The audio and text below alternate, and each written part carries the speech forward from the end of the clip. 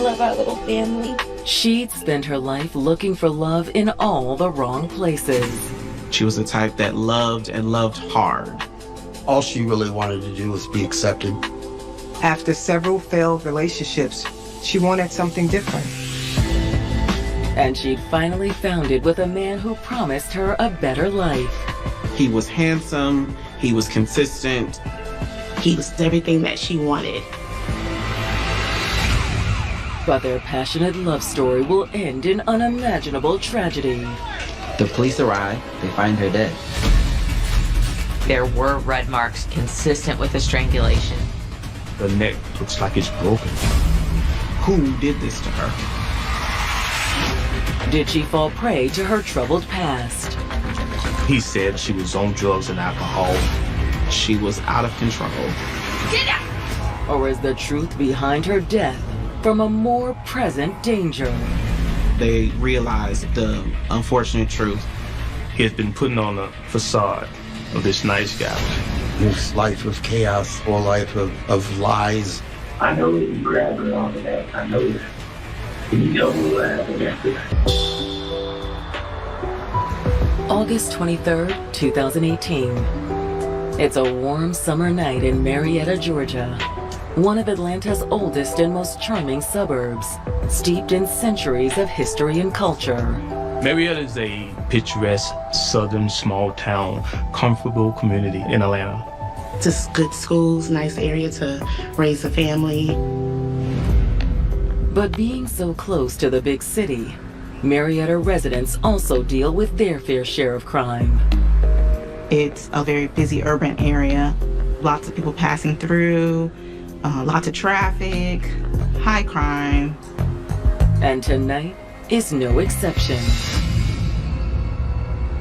On August 23rd of 2018 at around 3:03 in the morning, officers got a 911 phone call.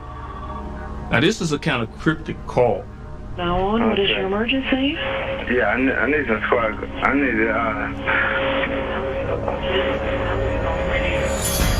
He's saying that he wants the police to do a welfare check on Ziana Graham. Ziana Graham was a local resident, a mother of 4. The 911 caller was saying she hadn't been answering any of his phone calls. What do you need us to do for you? I need you to come and evaluate the situation. He didn't want to give his name, but he was definitely concerned.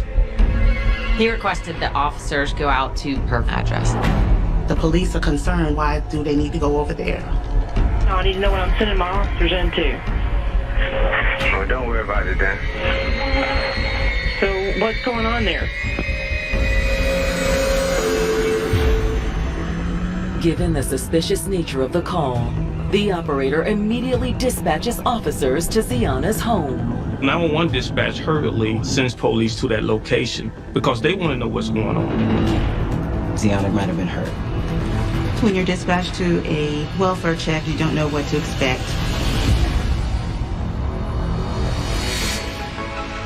24-year-old Ziana Graham had a heart that overflowed with love for the people in her life.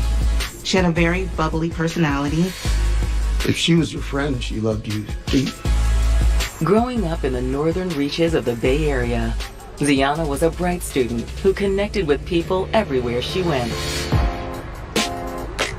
Ziana, she grew up on the West Coast in Vallejo, which is near Sacramento. At a very young age, Ziana was a friendly person. She wanted to make friends with everybody that she met. But when trouble reared its head at home, Ziana's strong spirit was put to the test. I had a troubled marriage with her mother in the beginning of Ziana's life. Their parents separated early on. Instead of healing, time only brought more problems for the Graham family. Her father was deployed shortly after 9/11, and upon return came back with issues around drug and alcohol abuse. I began using drugs and drinking quite a bit. Eventually, Ziana's mother was granted full custody, and her father sort of drifted out of her life. I loved Ziana very much. But it's like the more it didn't work out for me, the more I turned to alcohol. And Ziana wasn't far behind. About the age of 12 or 13, she started using drugs, started hanging out with a bad crowd. I take my part of the blame, unfortunately, but all she really wanted to do was be accepted. Kind of got out of hand and her mom couldn't handle it. In an effort to help Ziana turn her life around, her family decided to make some big changes. The only option was to turn her over to the grandma. So they then migrated to Marietta, Georgia. They went trying to get Ziana reestablished and put into school.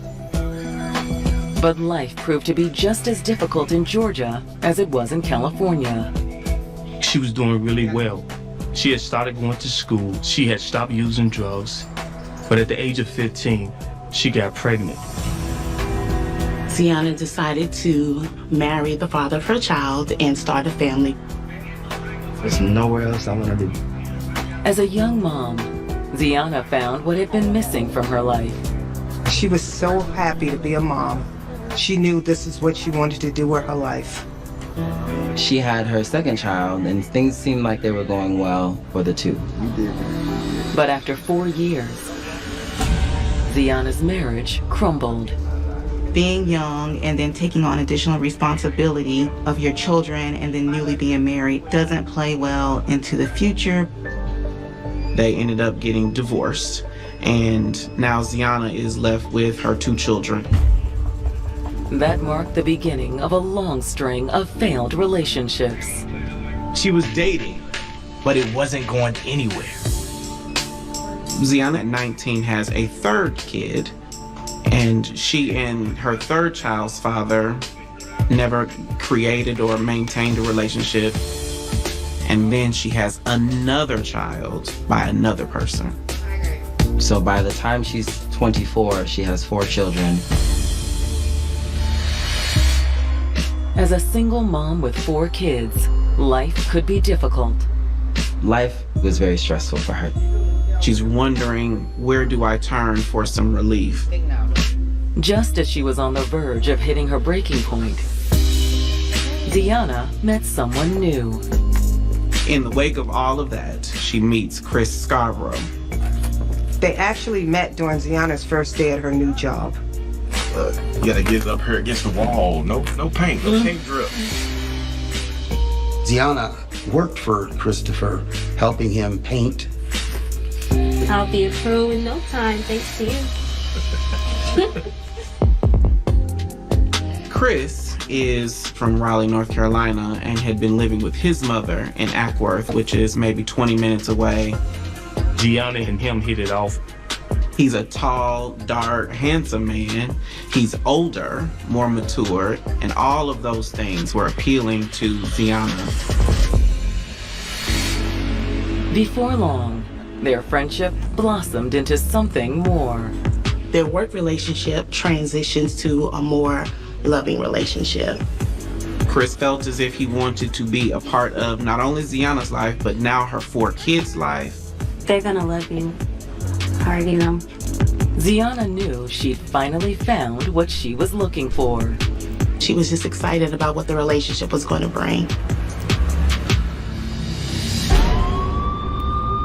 But now, Marietta police are racing to Ziana's home after receiving a cryptic 911 call from an unknown source. An anonymous call comes into 911 referencing a welfare check needing to be done at the residence. When the police arrive, they knock on the door and Ziana's grandmother answers. Yes. Yes, ma'am. We're here to check on Ziana Graham. Is she here? The grandmother was confused. She says Ziana is fine. She's asleep in her room. Officers think it may be a prank call. And we're sorry to bother you this late. Have a nice night. Good night. But as the police drive away, Ziana's grandmother gets a bad feeling. She decides that she's gonna go check on Ziana. Nothing could have prepared her for what she saw. Oh, God. She found her granddaughter deceased on the ground. Ziana! After overcoming her rocky childhood, 24-year-old Ziana Graham found purpose and joy as the mother to 4 beautiful children. She loved being a mom. That's what she cared about most. She was very passionate about her children. But that didn't mean it was easy. She's struggling to work, provide for her children. She really could use a hand in raising this family that she has created. So, when she met a kind-hearted construction worker named Christopher Scarborough, it seemed like a match made in heaven. Ziana's excited because Christopher is everything that she wanted.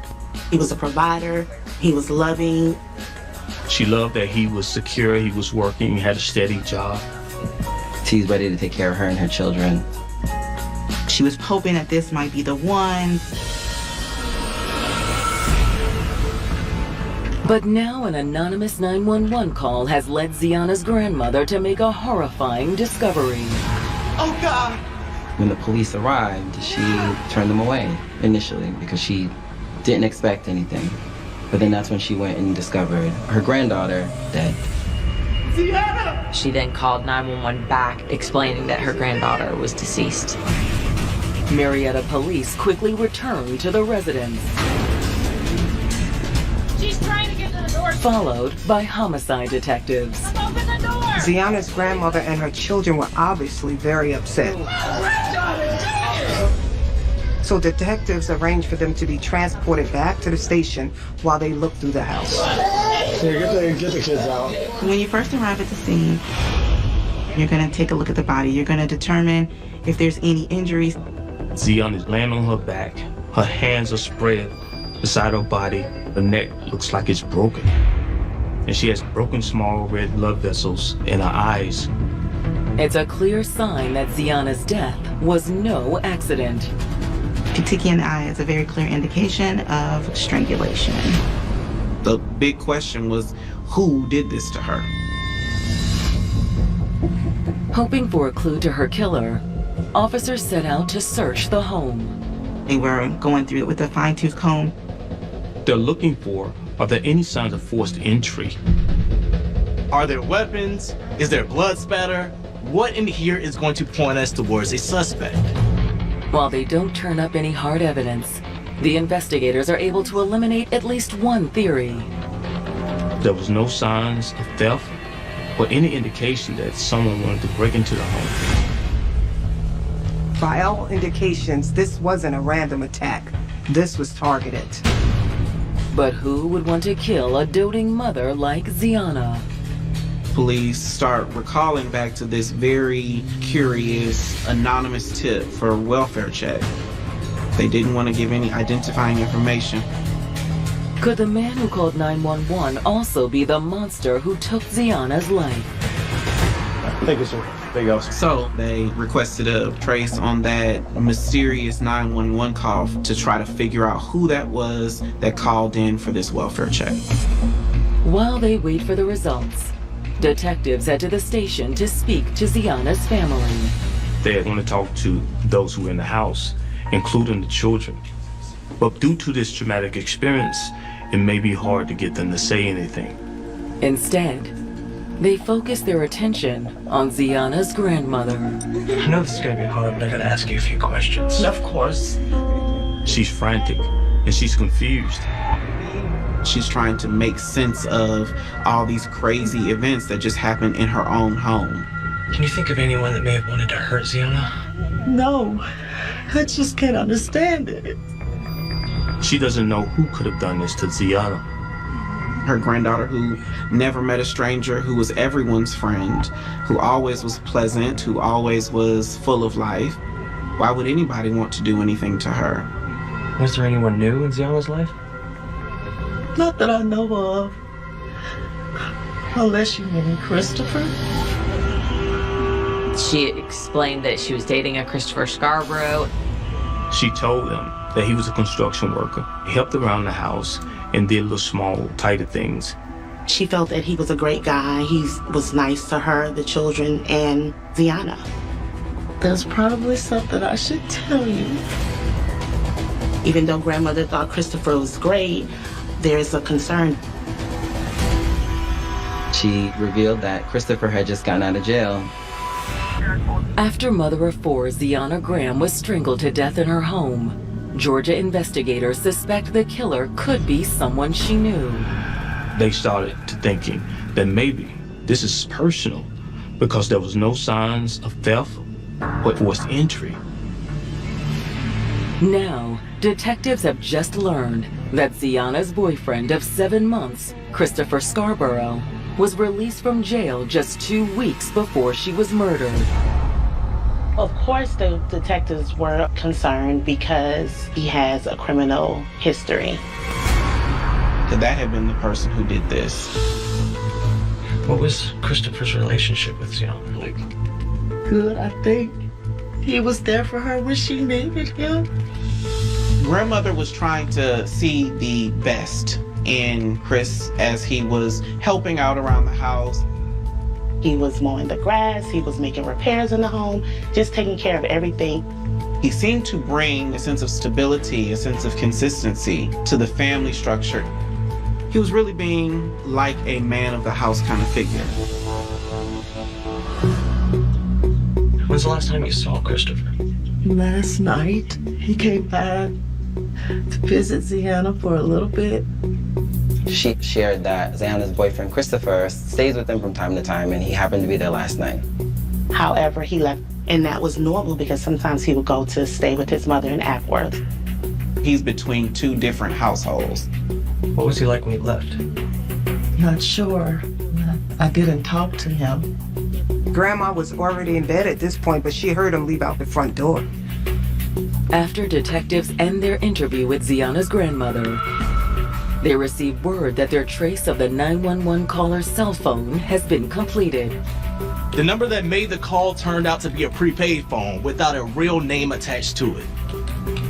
They were able to get a GPS position for the device that made the 911 call, and the location rang a bell for the detectives. The 911 call had come in from Ackworth. Since Christopher has family in Ackworth, they thought maybe that's where Christopher was. When they arrive at the GPS coordinates, their suspicions are confirmed. They go to Ackworth where they believe this is Christopher's mother's house. And guess what? He's there. They let him know that they wanted to ask him questions about his girlfriend. Initially, he was very upset. He had not heard from her, and he needed to know what was going on. So what's he on? He stated that he was trying to contact her. She wasn't answering the phone, so he became worried about her. When the investigators break the news that his girlfriend is dead, Christopher seems stunned.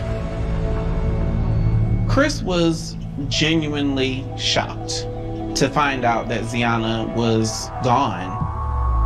They had this opportunity to ask him as many questions as they need because he is being so willing and cooperative. How's your relationship with Miss Grant? Good? He said he loves Ziana and her kids.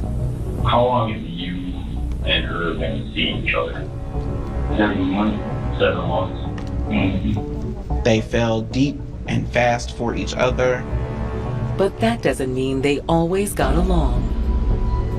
Have you guys ever gotten into it with each other? I mean, everybody does, right?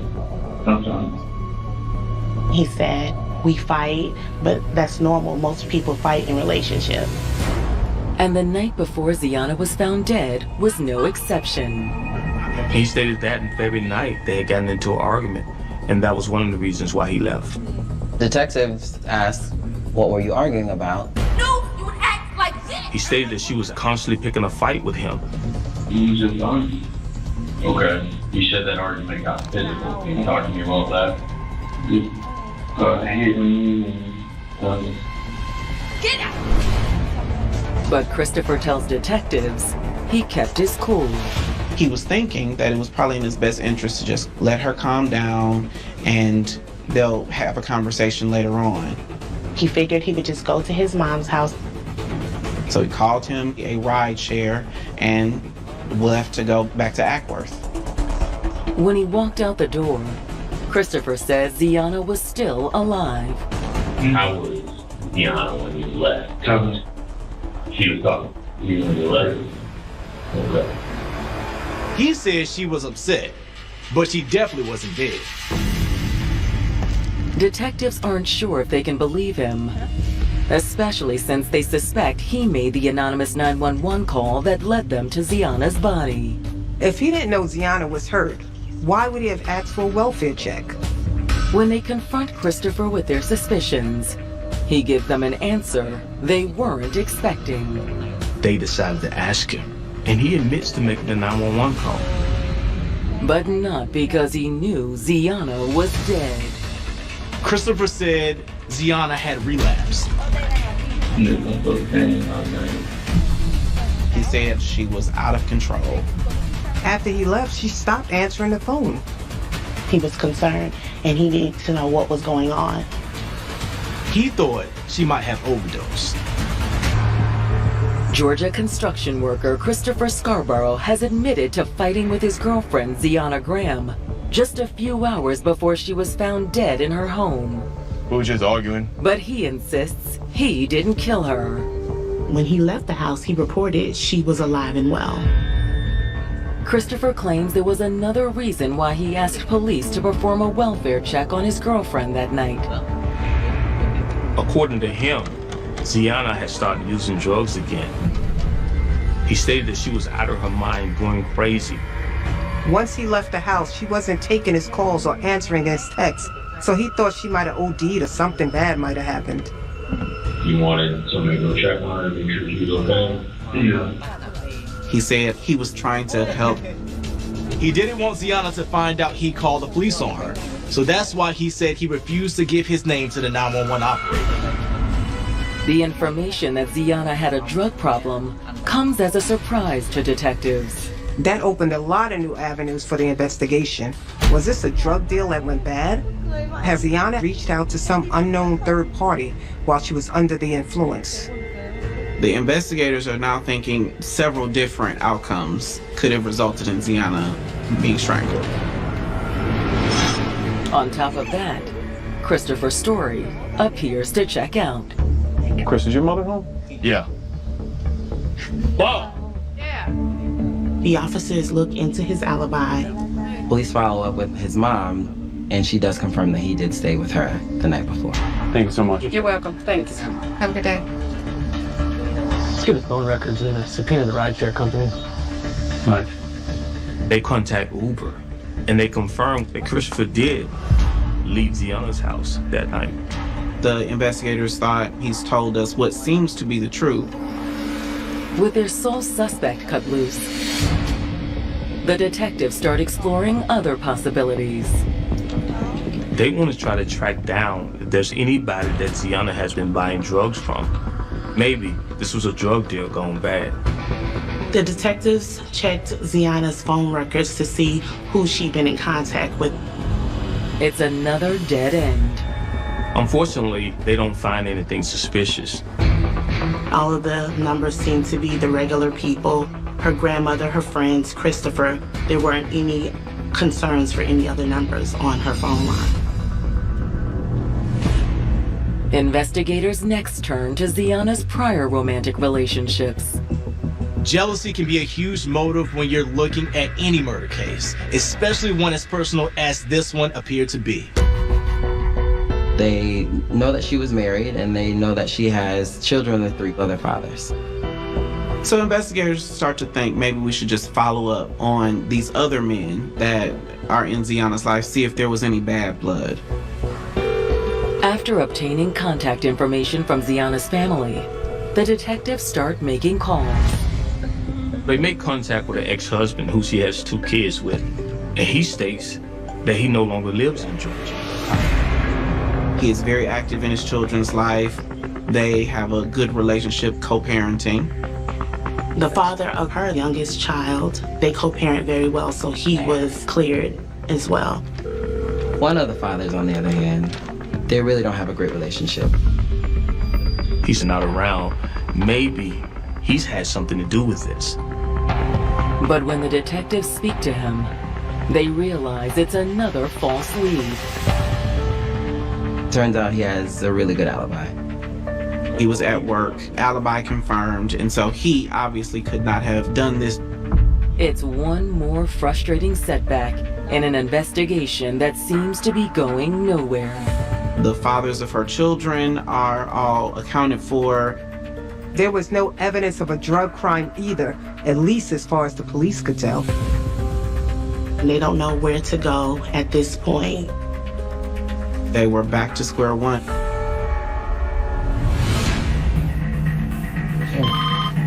Homicide. Until an unexpected new tip comes in. They receive a call from the therapist that had been working with the children. Officers, in order to get the interview with the children, contacted the Child Advocacy Center and scheduled for the children to be interviewed by a forensic interviewer. A forensic interview is so there's no bias and there's no leading questions being asked to the children and kind of getting more of a truth from the children as far as what happened. The therapist tells detectives that during her interview with Ziana's oldest son, he made a chilling statement. He starts talking about some of the things that he remembers from the night that Ziana died. I heard arguing and bumping noises. Like a thud? He had heard a loud snap. Then, out of nowhere, he says he killed her. Who did the snap? Christopher. He told the therapist that it was Christopher who killed his mother. 48 hours after Ziana Graham was found dead on the floor of her Marietta, Georgia home, the police investigation into her murder had slowed to a crawl. It feels as if the trail is gone cold. Then they get a phone call. The call is from a police therapist who's been working with the murdered woman's young children. As one of the children is talking to the therapist, he reveals a bombshell that could blow this case wide open. Who did the snap? Christopher. According to her son, it was her boyfriend who killed her. He told me it was Christopher who killed his mom. The shocking accusation stuns law enforcement. They had already interviewed Christopher and didn't think he had anything to do with this. But now, they're starting to have second thoughts. Especially when they hear the full extent of what Ziana's son said. Well, apparently, this guy had been physically abusive. He reported that Christopher had beat her previously. He's witnessed Christopher hit her, chase her, choke her. Even the children weren't safe from Christopher's abuse. According to the older son, Christopher has hit him a few times. And on the night Ziana died, the young boy said he heard a familiar sound. His mother and Christopher fighting. He was downstairs, he heard them arguing, heard it got physical. He remembers hearing a loud bang and jostling, some aggressive conversation. Then he heard a snap. And he realized that was his mom's neck breaking. He heard from upstairs when it happened. That trauma is something he's going to process and be with him for the rest of his life. It's a damning allegation from an innocent child who has no reason to lie. But is it enough to draw up murder charges? Putting a child on the stand can present many challenges when it comes to a case. Children can have trouble separating make-believe from reality, and so their testimony, it isn't always rock solid. Well, after finding out the information from Ziana's son, All right, pull everything we have on him. the detectives felt that Christopher needed to be looked at deeper. While Christopher's abuse had slipped past Ziana's grandmother, conversations with other family members revealed they had long suspected something was wrong in the couple's relationship. Ziana and her father had started to build their relationship better, so she told him something just was not right with Christopher. When I found out who he was, I knew it felt wrong. Dad had a feeling that the two of them were involved in some type of domestic violence. But Ziana struggled to see a way out. Ziana confided in her father and said, I want to get out of this relationship, but I don't know how. It's very hard for folks to, once they're in a relationship, to get out of the cycle of abuse. When detectives receive Ziana's autopsy results, they further implicate her boyfriend. It was determined that she didn't have any drugs in her system. She had been drinking, but it wasn't a large amount of alcohol. That means Christopher was lying about Ziana using cocaine. Why would he do that? Unless, of course, he was trying to lead the police down a false trail. At this point, they're definitely sure that it's him. But what had pushed Christopher past the point of no return? What set him off? Did Ziana finally tell him she was leaving him? The investigators have a whole lot of new questions that need to be answered. To their surprise, Christopher freely agrees to come in for a follow-up interview. They tell him that they found some new information that they just want to confirm. All right, Chris. I want to talk to you a little bit more about what we talked about earlier. Okay. We talked about the altercation that you and Miss Graham had. You said that you were in the bedroom. Could you kind of go through that again with me? Christopher begins by telling the investigators the same thing he told them last time. He's still sticking to his story that they got into it, he left. Okay. When the incident got physical, do you remember how it got physical or how it started? She grabbed something in his face. Is that how you got the little mark on your cheek right here? No. Yeah. Yeah. What did she swing at you? You know? I don't know. I was in the baby story. They pressed him for more information. What were you two fighting about that night? Christopher seems reluctant to answer, but when he finally does, it's clear why. You can start to see a shift in his personality. You didn't tell me what the argument was about last night. No, it wasn't. What? He never grew up. Maybe he never had a father in the house. It's got anger issues and control. It's just that life of chaos. Some people have never had structure or a father or a mother with rules in their life. They don't know anything else, but we can't hurt other people because things don't go our way. There's no excuse for that. Even if she did have an abortion, she didn't do that to deliberately hurt this man. She didn't want to have another child, especially not with him. Against him, Christopher Scarborough continued to claim innocence in the murder of his 24-year-old girlfriend, Ziana Graham. He's sticking with his story. Yes, we were arguing, but when I left the house, she was fine. She was alive. But now he just admitted the shocking reason why he and Ziana were fighting. She had gotten an abortion without telling him. Mr. Scarborough and Ziana had started dating approximately 7 months prior to this incident. While they were together, Ziana got pregnant. Christopher was very excited about the pregnancy. It would have been his first biological child. But instead of celebrating new life, Christopher found himself mourning what could have been. Ziana told him that she had lost the baby. You said it was miscarriage. I bet you did. He soon learned that was a lie. He had gotten a Facebook message from someone very close to Ziana. Tell me how Ziana got an abortion. That's how he found out that it was an abortion and not a miscarriage. And that's what triggered him. You said it. You guys got in this argument. Yeah. And then it was over. the incident with her, with the abortion incident, right? Yeah. He said he may have overreacted. I can't believe you went behind my back. I didn't go behind your back. Yes, you did. I did what was best for me. He was really, really upset about this. But he insists he didn't kill Ziana until detectives start to roll out the evidence against him. They hit him with the abuse and the statement from Ziana's oldest son. They said, Christopher, we know you've done this. You need to come clean.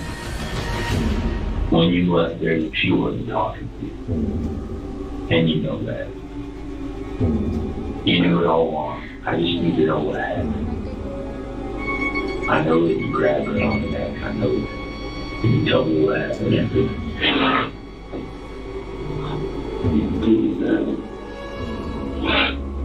Did you throw her on the ground? Christopher reported that Ziana was very angry that night. She was yelling, screaming. She hit him with a toy, and he was trying to calm her down. So the way he thought to calm her down was just to restrain her. You grabbed her.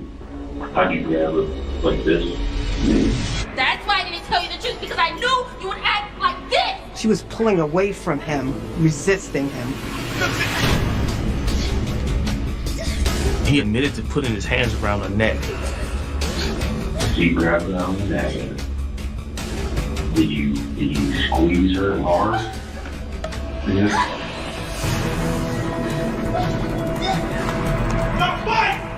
Do you remember how long you choked her?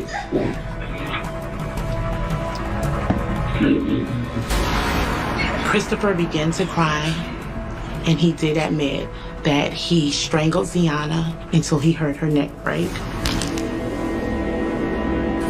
He said that he recognized that she was dead, lying on the floor, before he left the house and went to his mother's.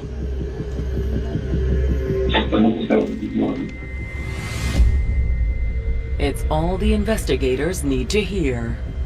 At this point, the investigators have a full confession. They understand what happened, and Chris has admitted his role in Ziana's death.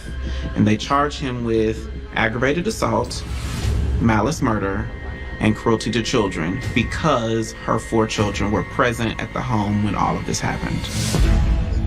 Christopher is left with few options. Given all the evidence against him, given the fact that he has now confessed to his role in Ziana's death, it's starting to reign true that he will probably get whatever penalties are coming to him. He talks to his attorney and finds out, because of his lengthy criminal history, that with this additional charge, it's possible for him to go to prison for life without parole. And he doesn't want that. So he decides to cut a deal. Christopher decided to take a plea deal instead of going to trial. He pleads to malice murder and cruelty to children in the 3rd degree. He was sentenced to life with the possibility of parole. For Ziana's family, it's too little, too late. I would have rather him gone to trial. I realized that now that he confessed and turned himself in and all that, his punishment could be a little bit less. That upsets me. Of course it would upset anybody. The good news is, because of those felonies on his record, the possibility that he'll get parole is likely none. In Georgia, he'd have to serve a minimum of 30 years before he would be eligible for parole. Ultimately, it's up to the parole board as to whether he will ever parole out. Whether or not Christopher is ever released from prison, his violent actions will never stop reverberating through the lives of Ziana Graham's children. They were in the house when it happened, and this is going to live with them for the rest of their life. Those children, they never forget, that trauma follows them throughout their lives. This was so much more than one murder. In a lot of ways, this was the destruction of an entire family. I miss her so much. It's been a lot of work, a lot of counselors, a lot of therapy. I want her to know that I'm doing the best I'm doing the best I can with the kids, and I hope they're happy. I hope they know love. I hope they know how much their mother loved them. And she did. She loved them very much.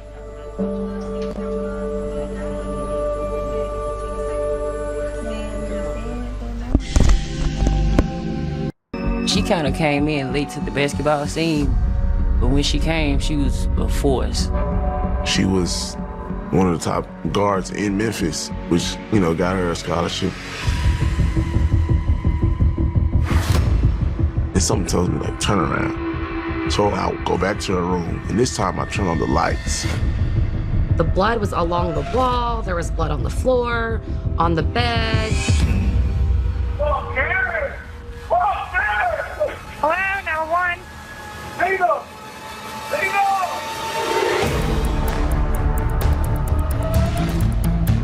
You're really just left with a lot of questions. What went down here in this apartment? And she kind of shoved me, and I kind of shoved her back. It was a fire waiting to be started. It just needed the right match.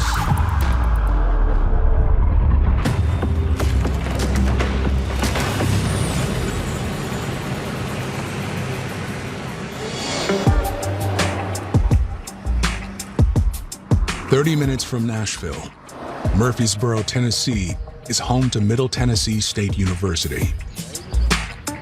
MTSU is a commuter college. There are very few people who live on campus, so most students end up renting apartments. Raiders Crossings Apartments, which is located on South Rutherford. It's maybe about 10 minutes from campus. Just apartments that are normally rented by students who are going to MTSU. On March 2nd, 2011, at 6:45 p.m., the Murfreesboro Police Department receives a 911 call from the complex. 911 emergency? Yes, I just need a police dispatcher to go to Raiders office and check in the last building, just knock on the third floor door. For what? I heard Raiders. Please put on a low priority. This because it was not high priority at the time. No one has physically seen anything, just suspicion, so you don't want to rush to a scene like that. Moments later, a more urgent call comes in.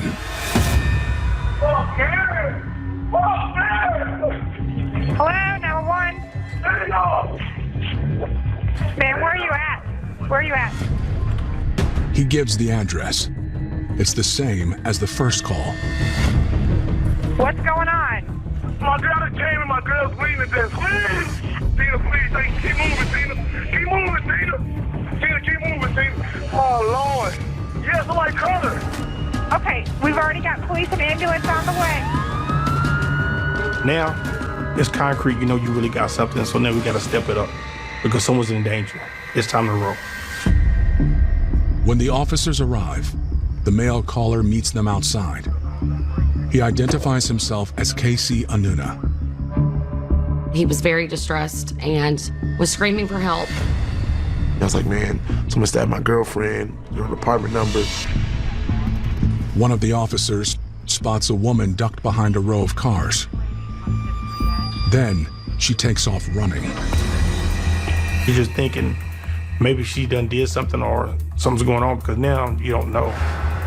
Officer Brown was able to catch up. He sat her down on the parking lot and began asking her questions. And she immediately just responded that her roommate had been in a fight, was injured, possibly dead, and that she didn't know anything else that was going on. KC shows a second officer to the apartment. Officer Christy English ran inside of the apartment to check on the victim and immediately try to start giving her CPR and helping her. She had been stabbed right above the heart in the chest, and she had several other cuts in her upper torso area. Casey identifies the victim as his girlfriend, 21-year-old Tina Stewart. I know she's a fighter. That's one thing I like. I knew. And sometimes, you know, they tell you, pray. So I'm telling God, like, you know, make it happen. Clantina Tina Stewart was born October 17, 1989, and raised in Memphis, Tennessee. She was a tough little girl growing up, and that toughness carried her onto the basketball court. She was a extremely great high school athlete, starting in the 10th grade, 11th grade.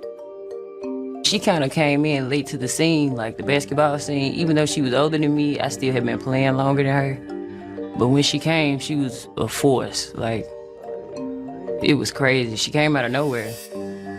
My senior year, you know, she was, you know, one of the top guards in Memphis. And if you're one of the top guards in Memphis, you're one of the top guards in the state. And which, you know, got her a scholarship to one of the best programs in Tennessee. In the summer of 2008, Tina headed to Murfreesboro to begin training at Middle Tennessee State University. The men's basketball team was in the weight room.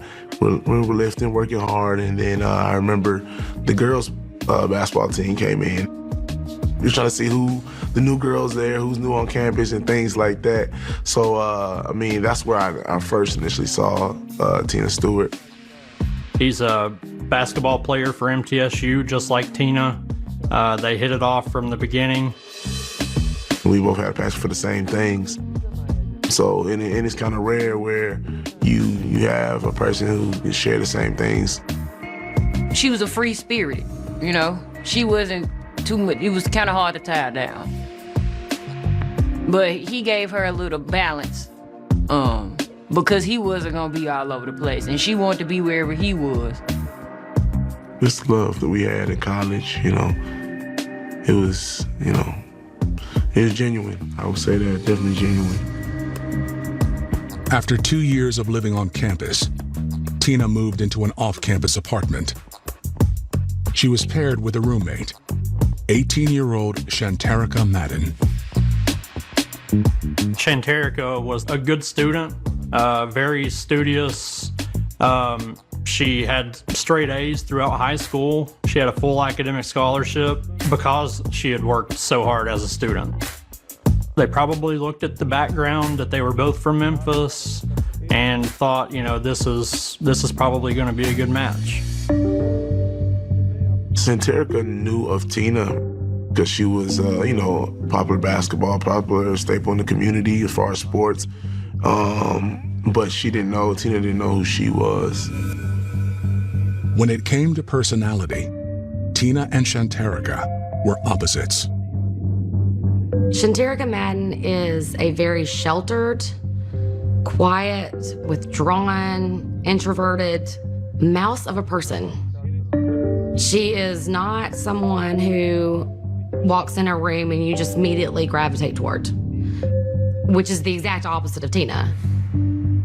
Tina, she had tons of friends, very outgoing person. A lot of people loved her. After living together for a few months, the roommates discovered more differences. Tina was really clean. You could tell that Shanterica didn't have a lot of life experience. It's like she didn't know how to, you know, clean up a kitchen and maintain cleanliness. She was very sheltered at home. Shanterica's housekeeping irritated Tina. But it was KC that bothered Shanterica. Shanterica and Tina had disagreements about Tina's boyfriend, Casey Anuna, staying over. That was a shocker because when I was over there, I was never like in the areas like long periods of time or, you know, I was always trying to, you know, I'm in the room or I'm gone, I'm out of the apartment. You know, I wasn't trying to be in the same space as them because I understand that, you know, this is not where I stay. Despite the friction, Tina kept her focus on her studies and basketball. In the spring, the Middle Tennessee Blue Raiders were scheduled to play in the Sun Belt Conference women's basketball tournament. But just 3 days before the tournament begins, Casey calls 911 to report that Tina has been stabbed. Paramedics arrive. They started doing CPR on her immediately, even though they could tell she's injured pretty bad. As paramedics load Tina onto a stretcher, Casey goes back outside to speak with police in the parking lot. I saw the stretcher come down, you know, I'm just like, man, I'm praying even harder now in my mind. Police begin to establish who's who. You got a young lady was laying there in a pool of blood. Casey Anuna is the young man who made the call.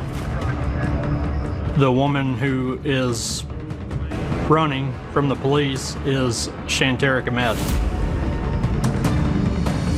They had no idea who she was or how she was involved.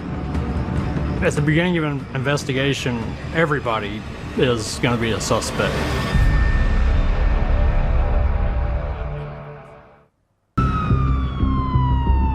Shortly after 7 p.m. on March 2nd, 2011, detectives with the Murfreesboro Police Department are investigating the brutal attack on college basketball star Tina Stewart. She had a pulse, maybe a faint pulse, and they're gonna keep working on her. Tina's boyfriend, KC, and roommate, Shanterica, are on the scene when investigators get an update on her condition. They learn that shortly after Tina arrived in the ER, she succumbed to her injuries. She was pronounced dead at the hospital. Tina was stabbed from the front and the back. So the wound that was right above her heart is what killed her. She bled from that because it nicked some sort of artery. The lady, the police officer, she's like, she didn't make it. I just broke down. Both Casey and Shanterica are escorted to the station. They take me downtown. She been taken in for questioning. You want to separate the two and get separate statements from each person. That way you can tell what's going on, who's telling the truth. Detectives go inside Tina's bedroom where the attack took place. The blood was along the wall, there was blood on the floor, on the bed. It was a very messy crime scene. This was a very violent attack. But investigators are unable to locate what caused Tina's injuries. You're looking for any kind of weapons. You got no weapon at this time. They spot something suspicious in the kitchen. When they search the apartment, they find a knife block that is missing a couple of knives. Investigators also collect Tina's phone as evidence. Other than that and the missing knives, the scene yields few clues. This when you gotta slow down and take all the evidence and start talking to people one-on-one. Back at the station, detectives sit down with KC. He explains what led to his desperate 911 call. Casey had got done with practice and he and Tina had dinner plans. He sent a few text messages and the response that he got just didn't sound like Tina. I get a text back like I'm in the shower. I look at it and I'm just like, you know, I've been dating this girl for 3 years. This is not how she texts. He stated that she was more emotional. She sent emojis, I love you, more lovely-dovey type stuff to where this was more generic. You know, I see you later, not the letter C, she's spelling it out. And this person's not texting like that. I was living with my fraternity brother, a great friend of mine, and I told him, man, I'm gonna go over to Tina's place. I don't feel right about it, you know? And I go to her apartment complex, I touched the door handle, and I was like, you know, I knocked. Shanterica answered the door. I was like, is Tina here? She's like, no, I haven't seen her. No, she's not here, I haven't seen her. So I was like, all right. KC tells investigators that he decided to check her room anyway. So I walk down the hallway, In the very back room is Tina's room. The door's open and the TV's on, but the lights are off. So I'm just like, I kind of look back, you know, and I don't hear anything. I don't look down. I don't look up. She's not on the bed. I just like, she's not in here. I just like, you know. So I walk back out and I'm walking towards the door and I'm like, you sure you haven't seen Tina? You know, she's like, her voice changes like, no, I haven't seen her. Casey made note of something he hadn't seen before. Shanterica, he noticed she had bags and stuff packed too, and she was about to go out the front door. And something tells me, like, turn around. So I turn around and I will go back to her room. And this time I turn on the lights. That's when I see Tina laying flat. So the first thing I said, we joke a lot. You know, we play. So I was like, get up, stop playing. Then I see the blood. I rush to her, I turn her over, and I see the blood everywhere. And I'm just like, my mind's everywhere. I'm trying to talk to Tina, like, hold on, fight, you know. Little to no response, but she still some life, you know. So I'm talking to her and call 911. Shanterica heard him calling out. She kind of had her head in the door and saying, it's not me, I didn't do it, I didn't do it, I didn't do it, I didn't do it. So she takes off. That's when I just kind of go after Shanterica. I don't want her to get away. Responding officer came to the scene and saw him running after her. Then I got downstairs and that's when I was stopped. You're really just left with a lot of questions. You know, what exactly happened? What was the cause of all this? What went down here in this apartment?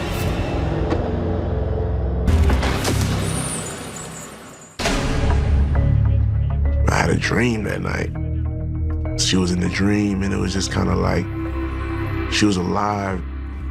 I can't remember the exact dream it was, but I just woke up and then charged my phone and the messages and, you know, this call coming back that, you know, she's not here, you know, that all this kind of stuff happened. Like, you want to go to sleep and wake up and like, oh, that's the dream. And, you know, you have a dream that you wake up and you're like, whew, that was just a dream. That's what I wanted it to be.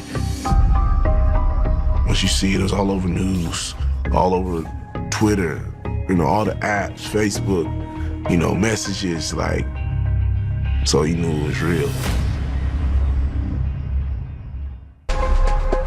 On the night of March 2nd, 2011, police in Murfreesboro, Tennessee, are investigating the fatal stabbing of 21-year-old Tina Stewart.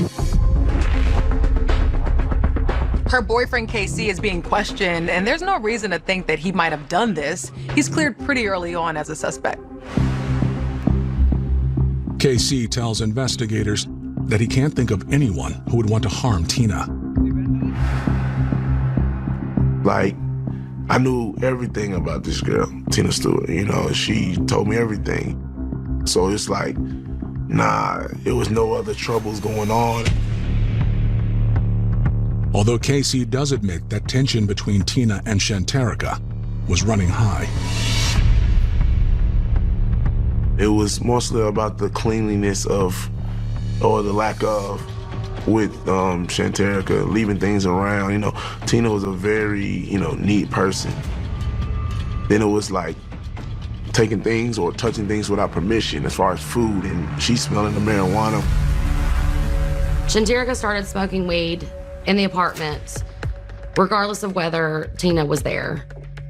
And that was a big problem for Tina. For Tina, since she's an athlete, she gets regular drug tests.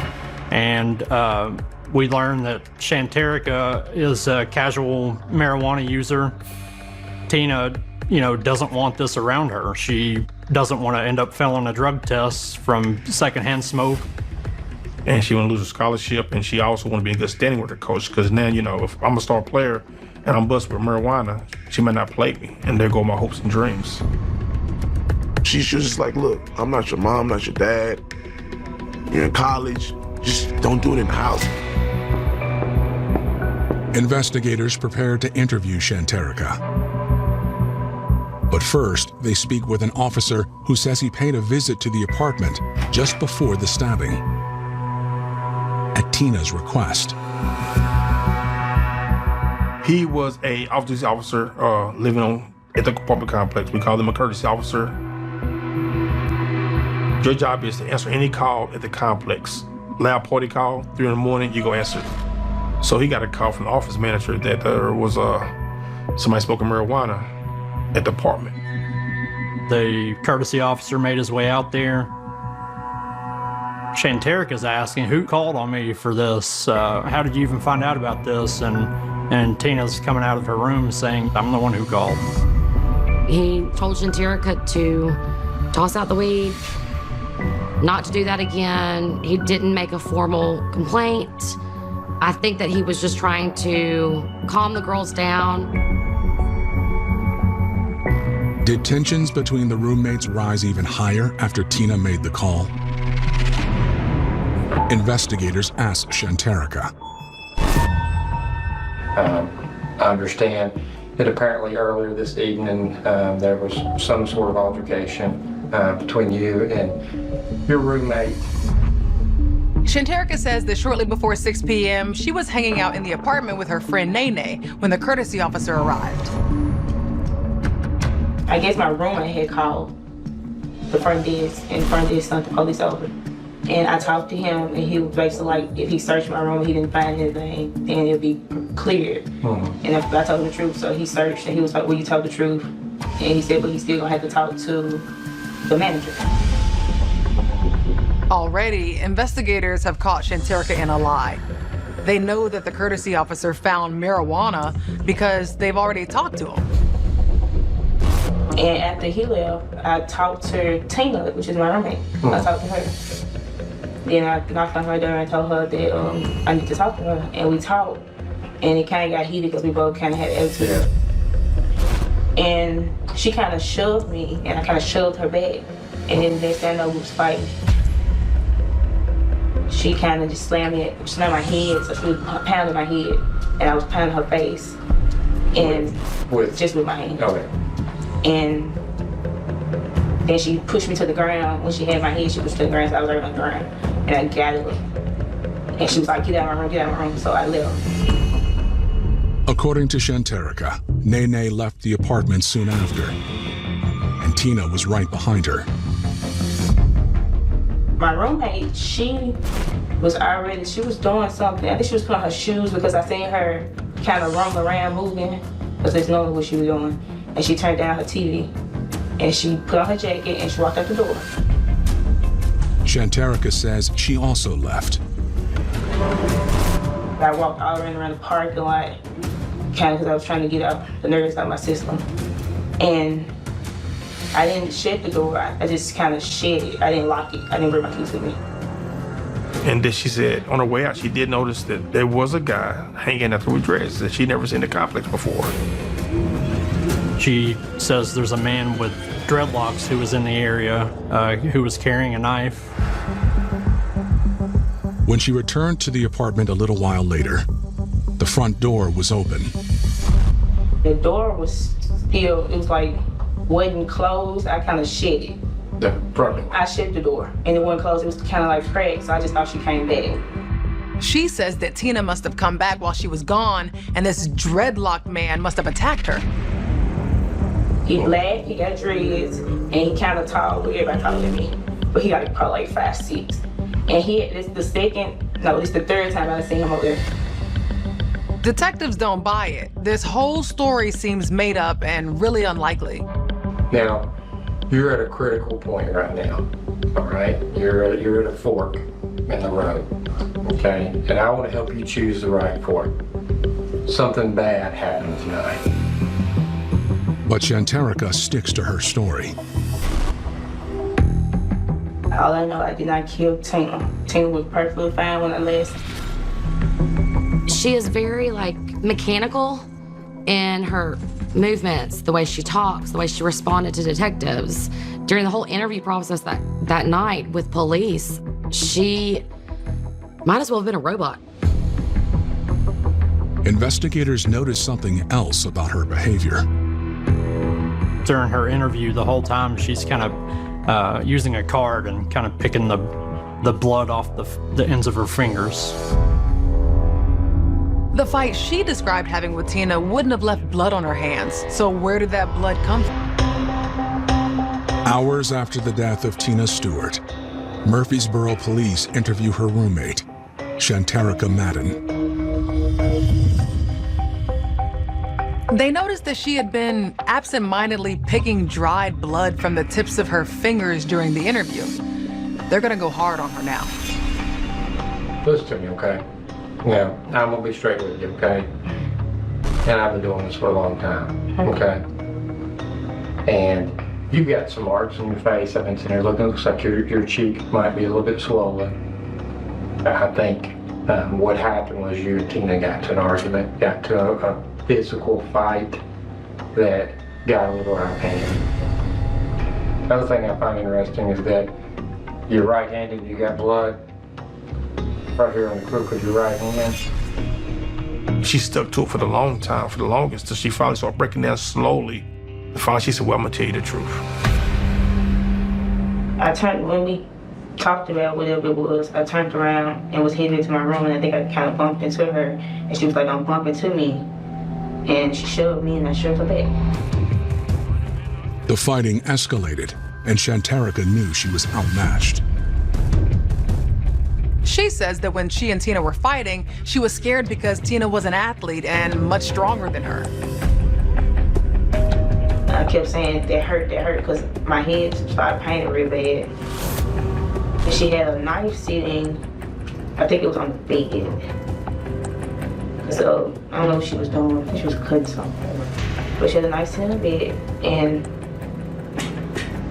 I grabbed that knife after, because she still had my head down, she was pounding me on the head, and I grabbed the knife and just kind of went like this.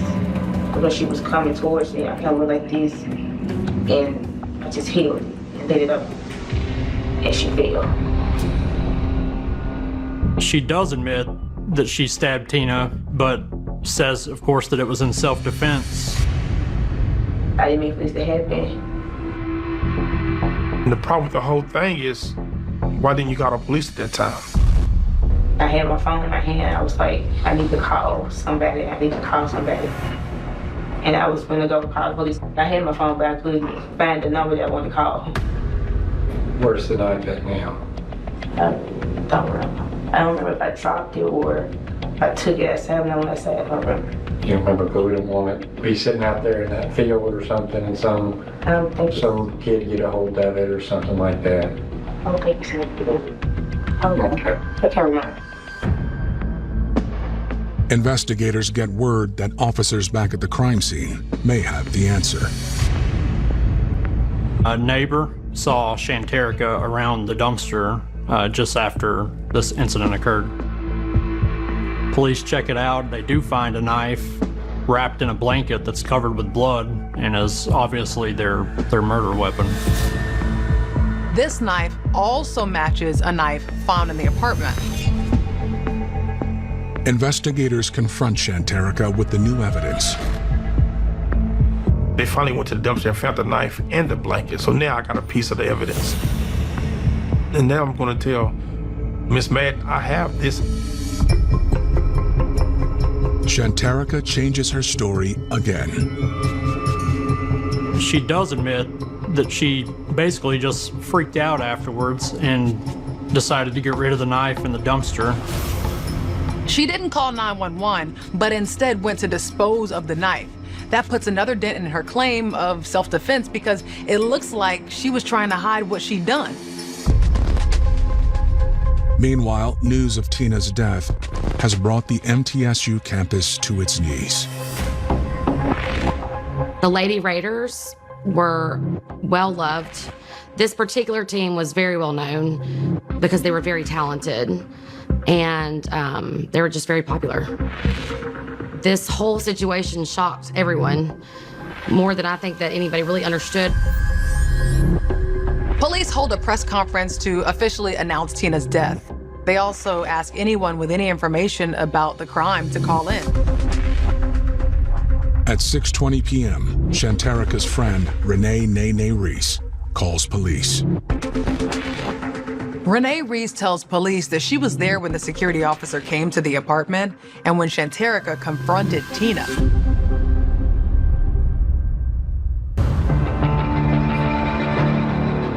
Renee Reese, friend to accused killer Shanterica Madden, tells investigators that she was in the apartment when an off-duty police officer was summoned by Shanterica's roommate, Tina.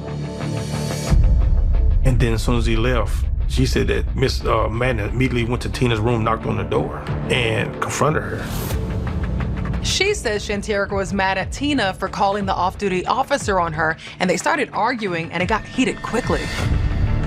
She said she went back into Miss Madden's room because they was arguing very loudly, and she wouldn't be a part of it, and she could hear banging and arguing. Renee says she also heard someone saying, "She got a knife," and "Stop, my heart hurts," or "My heart is beating," something like that. At some point, things got quiet. Then Shanterica knocked on the bedroom door and Renee let her in. Shanterica said, "We have to go." Renee saw blood on Shanterica's arm, so she asked Shanterica what happened to Tina, and Shanterica said she left. Renee says she glanced towards Tina's room. She did say that she could see Tina's leg hanging through the doorway. So she did see it, that she was down and injured, so she knew something was wrong. Renee says she grabbed her purse and headed for the door. In the living room, she said she saw Shanterica holding a blanket, stuffing it in a big, clear plastic bag. As she was leaving the apartment, she saw Shanterica drop the bag and a piece of knife fell on the floor. Renee says Shanterica tried to hand her the bag. She asked her actually to throw it away for her. She said, "No, I'm not gonna do that." Renee left. She tells police that she placed the first call to 911. Okay. All right. What's your name? I don't want to say my name. I don't feel comfortable saying my name. Shanterica tried to get her friend to help her cover up the crime. She didn't call 911. This is not looking like self-defense. They charged her with first-degree premeditated murder. News of Shanterica's arrest is another blow to the stunned community. She was officially charged. I wouldn't say it was a sign of relief. I just wanted justice to be served, you know? Tina was a superstar in Memphis. You know, everyone knew who she was. Investigators focus on building their case. They know from the start that she's going to show up to court claiming self-defense, so they need to be able to counter that. Investigators discover a series of postings on Tina's social media from the day of her death. Before the incident, Tina was on Twitter blasting Shanterica on social media, saying that she didn't care anymore, that she was over it. She was sick of the situation. At 5:37 p.m., Tina tweeted, "I just called the police on my roommate. I feel like a snitch, but I don't like this." You could see where she didn't really want to tell on her. But then again, she didn't want to lose her scholarship, so she's put in a hard place. So what do? You do what you need to do. At 5:58 p.m., Tina tweeted, "Police is here." Then, a minute later, "This gonna be too hot." And finally, her last tweet at 6:01 p.m., "I hope he finds some, please, please." Tina saw how much she had on the line. Shanterica had everything to lose as well if her parents found out that she was doing weed. So they both had a lot to lose. It was a fire waiting to be started, honestly. Like, it just needed the right match. Investigators speak with Tina's friend, Scooter Macklin. She tells them she was on the phone with Tina when Shanterica came in to confront her. She asked Tina why she didn't let her know what was going on, but Tina's response was, "I had already spoken to you earlier this week about this situation being a situation and that it couldn't be one. This is what happened, this is a result." and she left the room. Like, me and Tina started back talking on the phone. She left the room for like 45 seconds, maybe a minute, and then she came back. Miss Stewart was on the phone with Miss Backlund up to like 6:04 and the phone disconnected.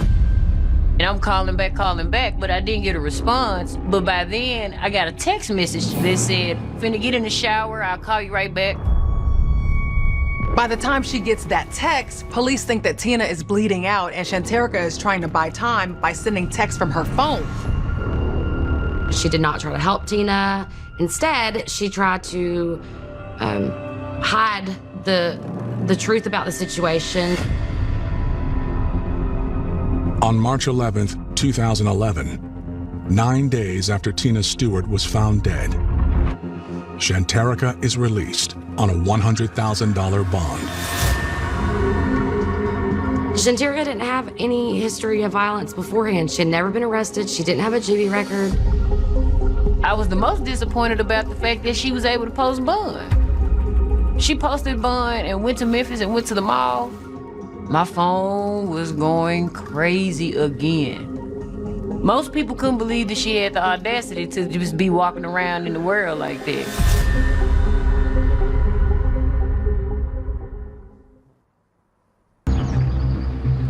On May 9th, 2012, Shanterica Madden goes on trial for first-degree murder. The courtroom stayed packed more than I'd ever seen it. Just overwhelming the number of people that came out to support Tina and her family. And Shanterica's family was there during the whole trial. Her mom and dad were right there in the front row behind the defense table the whole time. Just as prosecutors anticipated, Shanterica pleads not guilty, claiming she acted in self-defense. She takes the stand to tell her version of events. Tina confronted Shanterica and that Shanterica was acting in self-defense and that she just happened to see the knife that was in Tina's room on the bed and then grabbed the knife.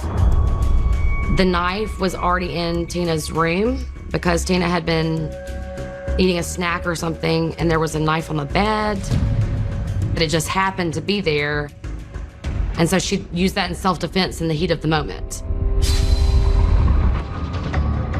Prosecutors argue that the forensic evidence tells a different story. The blood spatter showed that Tina had been stabbed from behind initially, and then at some point had turned around and tried to defend herself. That aligns with what the coroner found during the autopsy. You can see on her hands where she was cut, and she was trying to defend herself from being attacked. Tina was stabbed in her back, upper torso area at one point, so that doesn't lend itself to a self-defense argument. They also argue that the knife wasn't on Tina's bed.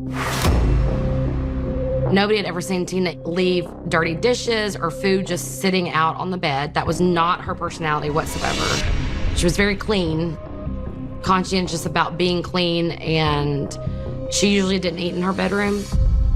As soon as she went to grab the knife, she was formulating the plan, was their argument. That she had to make a willful decision to pick up the knife and to use it. Shanterica did not immediately call 911. She did not try to help Tina. Instead, she immediately started trying to hide evidence, knowing full well that her roommate was bleeding to death on the other side of the wall. On May 14th, the jury reaches a verdict. The jury found her guilty of second-degree murder and tampering with evidence. They concluded that, yes, she was guilty, but they couldn't definitively say she planned this murder.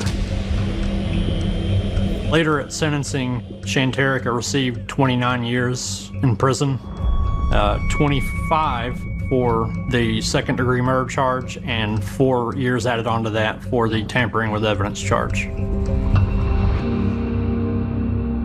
29 years versus a person that's lost their life, it's not equal. It's not equal. You shouldn't be able to, she can come out and still be able to at least do something, experience something, whereas Tina can't. I've been watching the March Madness in the Final Four. I could see my best friend being one of those coaches. You know, I could see my best friend standing out there clapping and supporting some girls and giving them an opportunity to shine and show who they are. And that's ultimately what I feel like was taken from the world. It was sad to see a beautiful young, girl like that who had such a bright future, who overcame so much, who was the first person to go to college from her family, to die in college. That's not how it's supposed to go. That's not how the story is supposed to end. You know what I'm saying?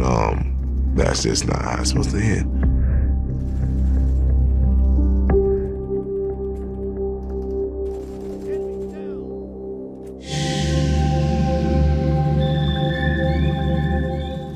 There's only 22, and there's nothing that will ever fill that hole for them.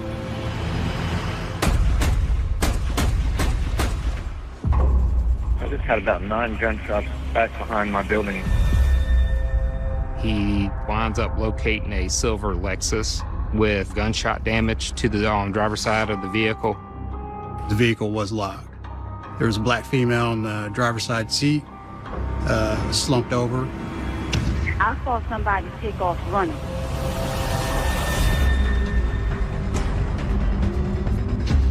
She was always going to be his girl. That means his property.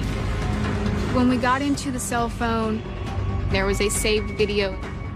She was able to speak from the grave. He wanted to get revenge, and he didn't want her to be happy.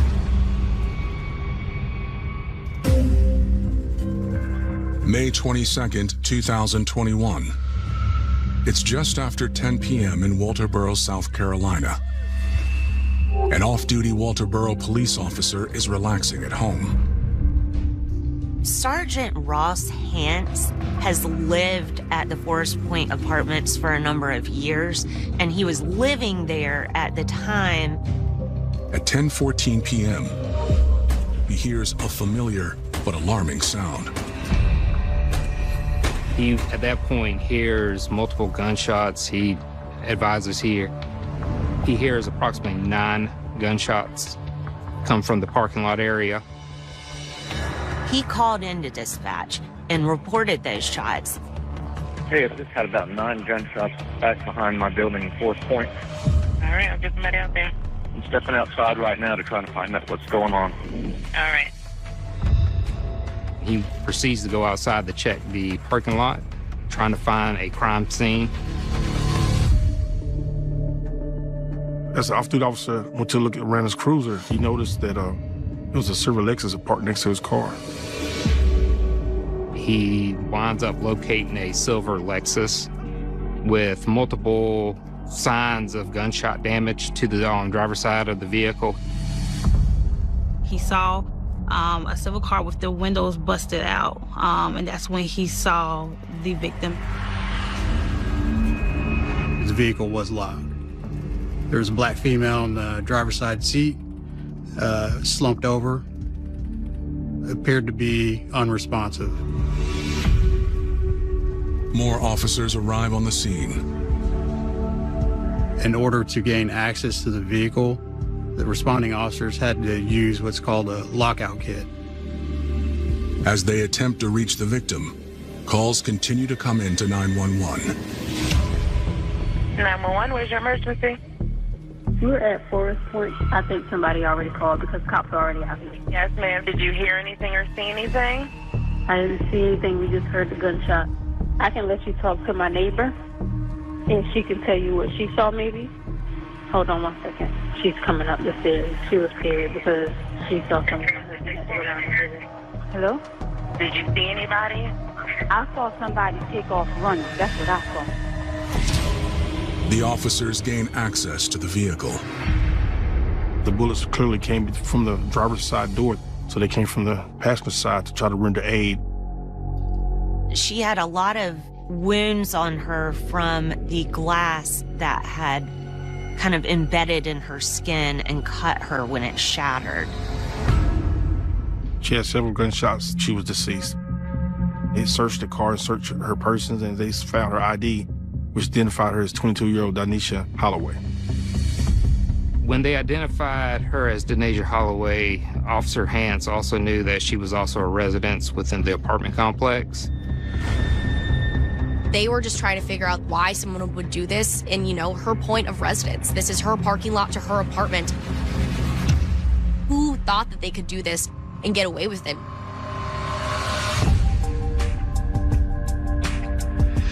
Denasia Alexis Holloway was born on January 21st, 1999. She grew up alongside two brothers and a family of 5. She was the only daughter in her family. Her family really loved her and idolized her as being that only daughter. Denasia went to R.B. Stahl High School in North Charleston, where she excelled at track and also participated in ROTC. According to her family, Denasia was an incredible track star. In her senior year, they said she broke the record for the 100-meter dash, which is absolutely amazing. She ran it in 13.5 seconds in April 1st, 2017. That's just incredible. Denasia enrolled in Coastal Carolina University in 2019, and she majored in biology, scheduled to graduate in the class of 2023. By January 2020, Denasia was dating Justin Carroll. Justin was 21 at the time they met. Denasia was 22. They were really young, and, anyone being in love in your early 20s is going to be pretty much a honeymoon phase. In October, the couple moved in together. They shared an apartment in the Forest Point complex, along with the Denasia's fur babies. She was a humble, sweet person that really loved animals and loved to give her time to different, organizations in the area, but also really spend time with her family and appreciated that element of her life. In early 2021, Denasia and Justin ended their relationship, and he moved out. Denasia planned to leave her apartment in Walterboro. She had just graduated and was coming home. She was trying to move back to Somerville to be with her family, which is where they currently lived. Denasia also took a new job, working for a major shipping company, and started planning her future. One night, Denasia started getting nonstop text messages from Justin. So the way she handled it, she sent him a picture of her and her friend to kind of get him to see, listen, I've moved on. She was getting out into the world again and starting to travel and seeing this new guy. Things were looking up. She was about to move out of those apartments and was looking forward to moving back home with her parents for a little while. But on the evening of May 22nd, 2021, Denasia is dead inside her car in the parking lot of her apartment building. Homicide detectives arrive on the scene. Well, they began to secure the crime scene to make sure none of the evidence was tampered with, and also to locate any kind of spent casings in the area. They found 6 .40 caliber shell casings.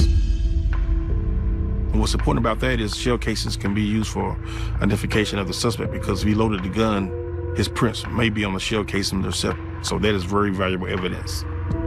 The coroner pronounced her dead. At that point, she was removed from the vehicle, a search of the vehicle, and the vehicle's processed. A couple DNA swabs were taken from the vehicle that night.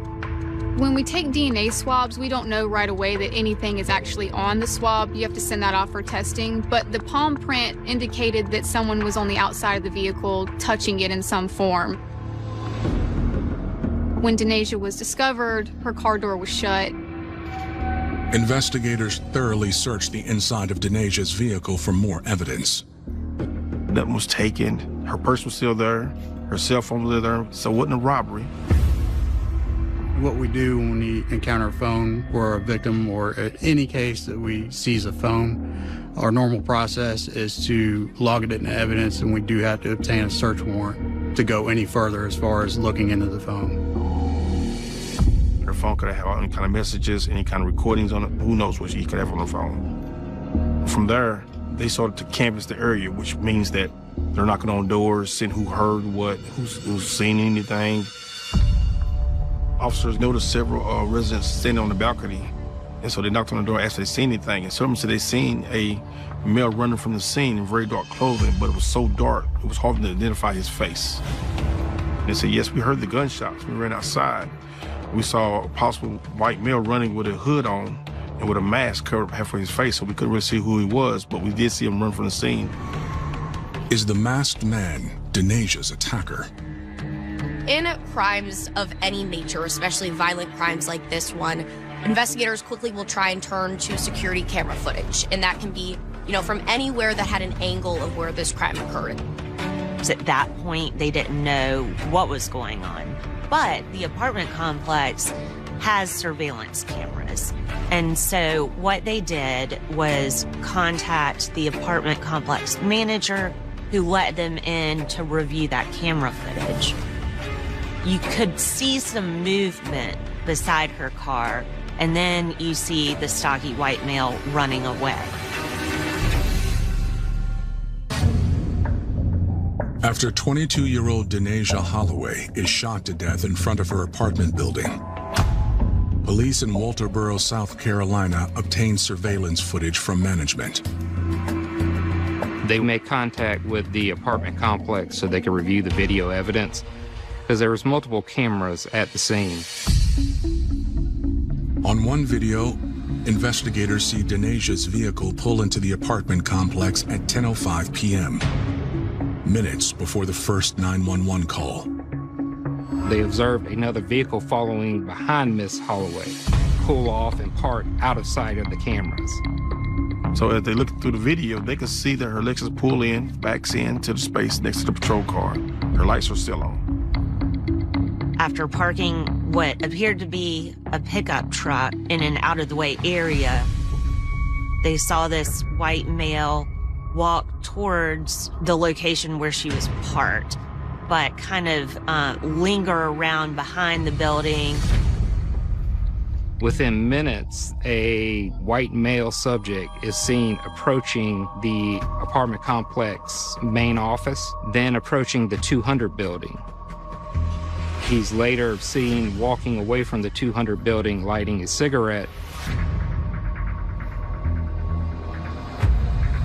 and then approaching Miss Holloway's vehicle. He goes to the car, and you can clearly see that he's aggressive, talking to her, leaning over to the window. You know something's going on, but he's really blocking the view by the camera with his body. You can't really see what's going on. The next thing you see is the unidentified male running away back toward the front parking area.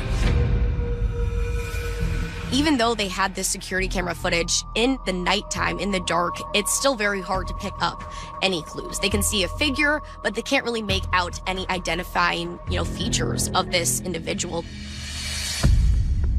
They also can't get a clear shot of the truck. Across the street, they find more cameras. There's a nearby church which gives us a better look at the vehicle, and as far as potential make and model, you can tell it's a later model vehicle, but we didn't have a good look at the plate. Investigators reach out to Denaja's family to deliver the heartbreaking news. You're never prepared for it, to see people grieving, but it's something that you have to do. You approach the family and you tell them what happened with sincere, but as an investigator, you want to make sure you let their family know that you're going to solve the case and bring justice for their family members. When the family first found out about Denaja's death, instantly they are shocked. They are beside themselves and just don't even know how to handle this news. The coroner is the one that actually gives the notification to the family. I and any other officers involved, we just keep working the case. That leaves me in a position to just do nothing but find the suspect. Investigators get details about Denaja's death from the autopsy. She had been shot at least 4 times, according to the pathologist's report. The fatal one being the shot to her neck, which killed her almost instantly. A theory about the killing takes shape. It was a specific target car with none of the other cars, with nothing taken. He was shot 4 times, and it just seemed like it was just personal. Didn't seem random at all. She did not call 911 right away, didn't try to drive away at that point. It was something personal. She knew the individual. You have to look at a possible past relationship, a friendship gone bad, a family member. So at that point, they knew that they would have to dive into her history. Investigators run her name through the system. They learned that on January 7th, 2021, police were called to Denasia's apartment over a domestic dispute between Denasia and her then boyfriend, Justin Carroll. Ms. Holloway refused to give Justin her phone.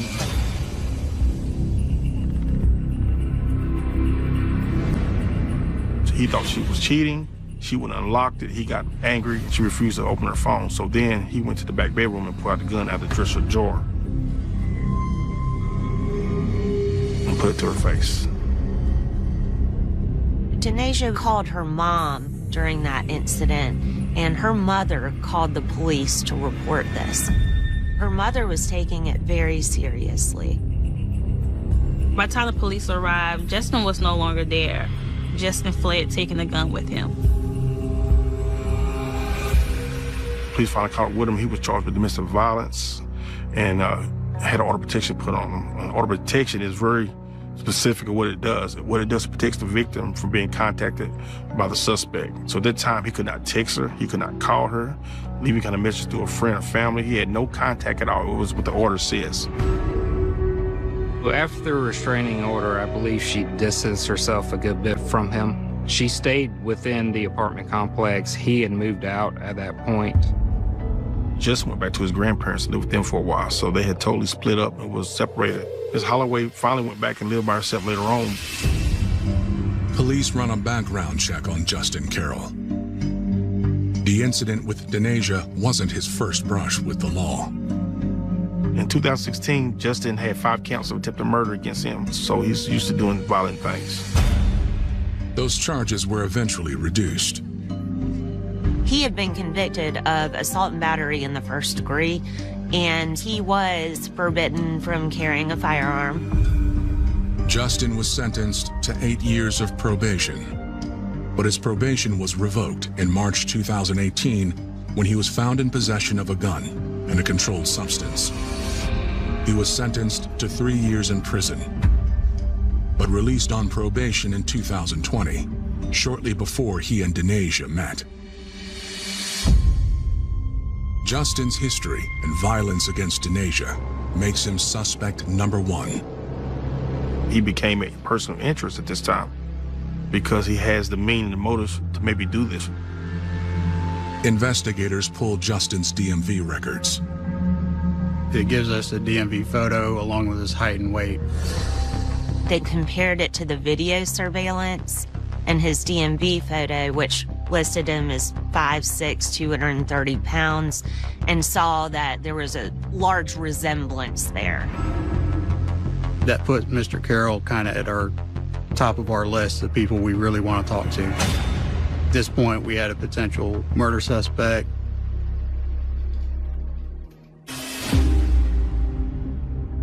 Unfortunately, a lot of the times women or men that are in these situations don't know what to do, don't know where to turn. It's sometimes embarrassing for victims to, voice their concerns, voice what they're going through to loved ones or friends. They might, not have relationships where they feel open to talk about that or not feel comfortable talking about that.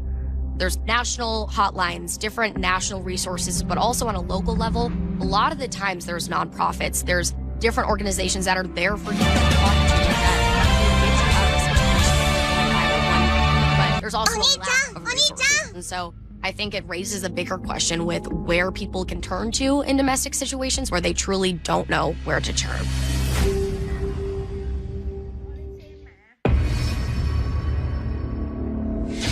Investigators compared Justin Carroll's driver's license photo to surveillance footage taken from the scene where his ex-girlfriend, Denasia Holloway, was gunned down. That kind of helped close the circle on him a little bit more. His height and weight and his DMV photo really kind of, it was good enough for us to say we're kind of pointed in the right direction.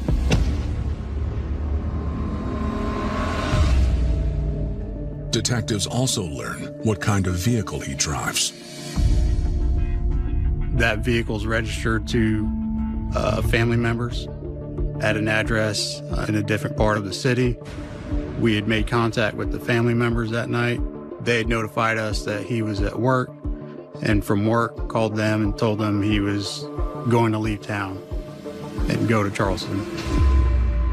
The last thing investigators need is for Justin to leave town.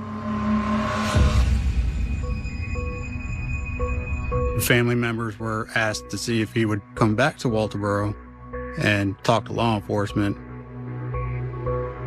Justin told them that he was in Ravenel, South Carolina at the time, and that he would agree to come back and speak with them in reference to the shooting. This time, you knew he had a violent past in history, and that also that they had domestic violence between each other. So they want to get him in custody as soon as possible.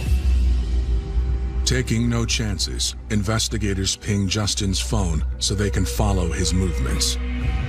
Investigators obtained a search warrant through Verizon for the GPS data location and cell phone mapping. We have an investigator with our office who conducts all the mathematical information and basically is able to show what that information means. He was in the area of the Forest Point Apartments at the time of the murder and then headed north to the Ravenel area and then back into the Walterboro area. The pings kind of confirmed that he was making his way back. But suddenly, his route changes. They noticed by pinging his phone that he wasn't coming towards the police station at all. There was a bolo put out. Be on the lookout for a white single cab GMC that was en route coming from the Charleston area. Officers with the Colleton County Sheriff's Office located him in the area of Roberts and Boulevard, conducted a traffic stop on him. They did a felony stop on him because you're high risk at that time because they knew he probably had a gun on him. Put the car in park and turn the vehicle off. Take your left hand and open the door outside.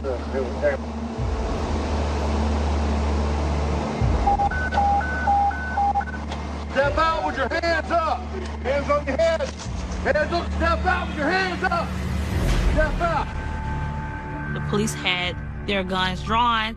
They asked for Justin to get out the car. He got out the car. He complied, and then they took him to custody. We went ahead and towed the vehicle and seized his phone at the time, and he was transported to our Criminal Investigations Division for an interview.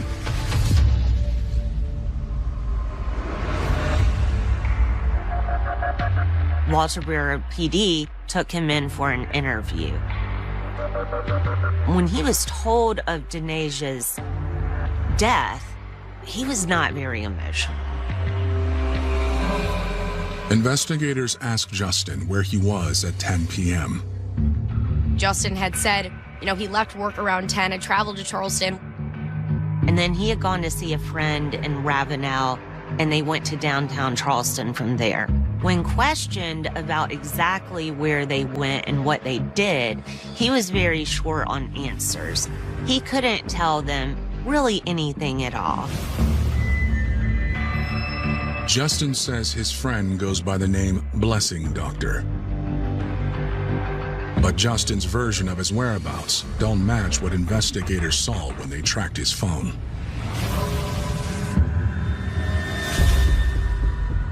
He had given us specific locations of where he had been in downtown Charleston.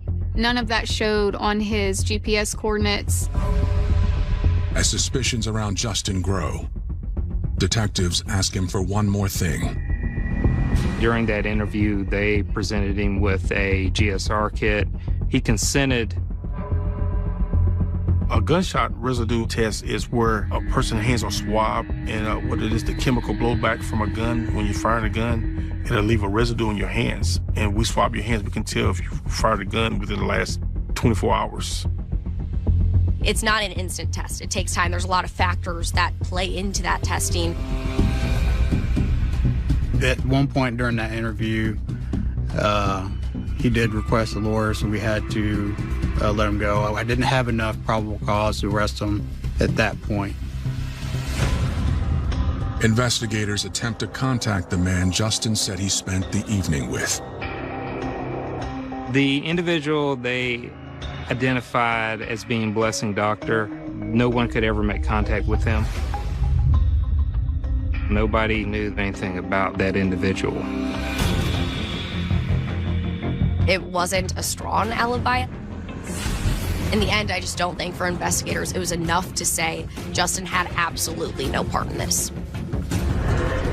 Needless to say, at that point, he's on our radar. We're going to do our best to kind of track his movements.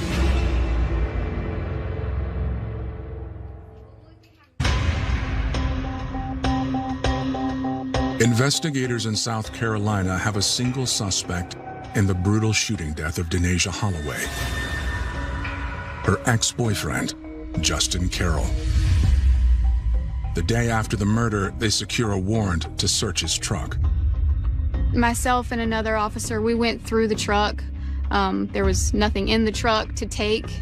It had been completely cleaned out, and that kind of added to our suspicion. Investigators seek a search warrant for both Justin and Denasia's phones. While they wait, they get a lucky break. My next step was executing the search warrant for Denasia's phone. We knew that she had been with a male companion of some kind on vacation, presumably in some sort of romantic relationship. I kind of had a hunch that maybe he would know her passcode to her phone. So we went to his residence, asked if he had it, and he gave it to us. And so that way we were able to access the cell phone. An individual lives their life through social media, texting, phone calls, communicating with friends and family. You could find a life story and history of day-to-day events of what is going on in that individual's life. When we got into the cell phone, we went to the camera roll in the phone, and there was a saved video in the camera roll portion of the phone. It was a very short, maybe 8 to 10 second clip of Justin Carroll outside of Denasia's what appeared to be a car door. The timestamp and the date was exact to our homicide. Denasia instantly felt this threat. She parked next to a Walterboro police vehicle, which in the instance is the safest thing to do, is trying to be as close to a law enforcement as you possibly can put yourself. So she saw that immediate threat, and that's when Denasia pulled out her cell phone and began recording this interaction on Snapchat. Miss Holloway said, saw me in my vehicle, he's following me in my parking lot, and I'm locking my doors. So she's trying to get away from him. She wanted nothing to do with him. She even locked her doors. And he still walked up on her trying to have a conversation. And it was very clear that it was Justin Carroll on the video. He's wearing a COVID mask around his chin. As he approaches the vehicle, he does pull the mask up over his face. At that point, the video ends. Seconds later, Denasia was killed. The phone never uploaded the information to social media. The video did not show the actual crime, just the fact that he was there and that he had been approaching her at the time of the crime, or near the time of the crime. Investigators note that Justin's appearance in the video is different from what he looked like in his interview, just a few hours later. They noticed in the Snapchat video that Justin had a full head of hair, a lot of big hair all over his head. But during the interview, it was shaved. Individuals who commit a crime will usually try to change their appearance to include changing of the clothing, haircuts, facial hair. They knew something was up because it was totally different than what it was on the video prior to the day before. So they was very concerned about him fleeing the area and trying to conceal his identity. If Justin did shoot Denasia, he likely tried to cover his tracks immediately. I think he probably went to somebody's house, cleaned up, showered, shaved his head, cleaned out his truck, and got rid of the gun. Because when Colleton County Sheriff's Office pulled him over, one thing that they noticed about that truck was it was extremely clean. There was not a cup, a piece of paper, a fast food bag, anything in that truck. Looking at the timeline of what happened, he had likely ditched the gun somewhere on the way out of town, on the way to Charleston or towards that area. We couldn't exactly pinpoint where he may have tossed the gun. With or without a gun, the video is the evidence investigators need. At that point, we felt comfortable enough to go ahead and secure the arrest warrant for Justin Carroll. But they need to act fast. This time, the investigators feel that he was trying to conceal his identity and probably flee.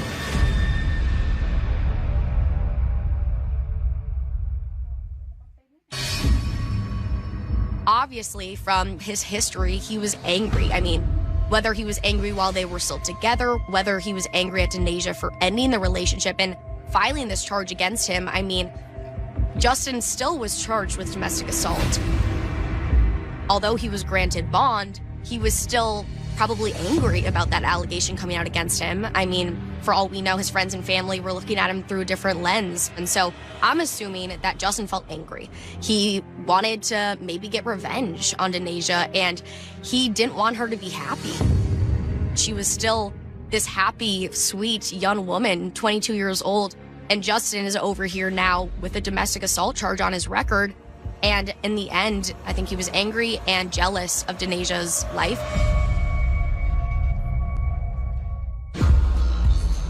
On May 24th, 2021, 2 days after Denasia Holloway was gunned down, Walterboro police prepare to arrest her suspected killer.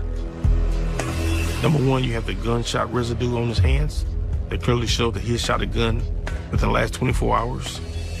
And then also you have the Snapchat from Mrs. Holloway's phone that shows him clearly walking up to her at the crime scene on the same night, the same time frame.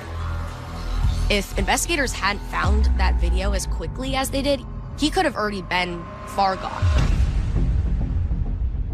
But investigators have kept a close eye on Justin since his interview. So, on the night of May 24th, they know exactly where to find him. When we arrested Justin Carroll, he was working at the local Pizza Hut at the time. He didn't put up any sort of fight or argument or anything like that. And at that time, he had a mask on that he wore around his neck. This was similar to the one on the Snapchat. If Justin had been planning to flee, he never made it. They proceeded to conduct a secondary interview on Justin Carroll. Justin did not elaborate on any further about the incident. You still want to talk to us, or would you still want to lawyer like he's dead? I still want to know you. He refused still to talk this time. He asked for an attorney. So at this time, he's still playing hardball. They collected the cell phone from him at that time, and they impounded the truck. Investigators finally received the search warrant for Justin's phone. We had the forensic dumps of the cell phones. Cole's phone seemed to have been pretty much wiped clean. The text message exchange that appeared on Denasia's phone was actually not on Cole's phone at all. The oldest text messages between Denasia and Justin were sent 5 days before the murder. Her messages began with Justin Carroll when she went to Jacksonville, Florida on vacation. Justin basically was trying to start conversation with her about, money, needing items for work, that he still was in love with her. And then quickly the conversation turned jealous, and he started accusing her of being with somebody else. When she did respond finally that she was in Fort Lauderdale and that she was with someone new, I think that was the straw that broke the camel's back. And he said, go ahead and have fun while you can. To me, that seems like the threat. Males that are a perpetrator of domestic violence, they feel like their victims are their property. And because of that, they can never, date anybody, go with anybody. And Justin's mind, she was always going to be his girl. That means his property. 5 days later, Denasia returned home to Walterboro. There was some serious concern about her driving home with her own vehicle. Her father allowed her to take his vehicle and drive home to her apartment in Walterboro. She left her parents' house at about 9 p.m. that night, and he was on her tail as soon as she came into the apartment complex, which was about 10:07. I don't know how he knew exactly when she was getting home, but he did. He had obviously been watching and waiting.